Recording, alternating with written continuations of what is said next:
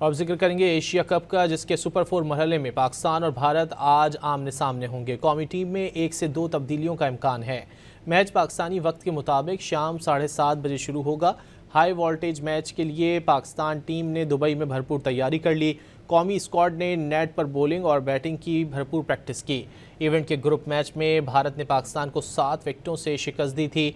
Match की तैयारी के लिए कौमी स्क्वाड गुज़िश्ता रोज़ दुबई क्रिकेट अकेडमी पहुंचा तो पाकिस्तान के साथ भारतीय फैंस ने उनका इस्तकबाल किया।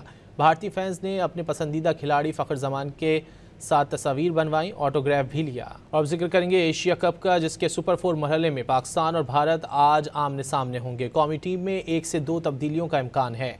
मैच पाकिस्तानी वक्त के मुताबिक शाम 7:30 बजे शुरू होगा। हाई वोल्टेज मैच के लिए पाकिस्तान टीम ने दुबई में भरपूर तैयारी कर ली। कौमी स्क्वाड ने नेट पर बॉलिंग और बैटिंग की भरपूर प्रैक्टिस की। इवेंट के ग्रुप मैच में भारत ने पाकिस्तान को 7 विकेटों से शिकस्त दी थी।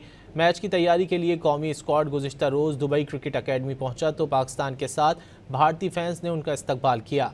भारतीय फैंस ने अपने पसंदीदा खिलाड़ी फ़खर जमान के साथ तस्वीर बनवाई, ऑटोग्राफ भी लिया।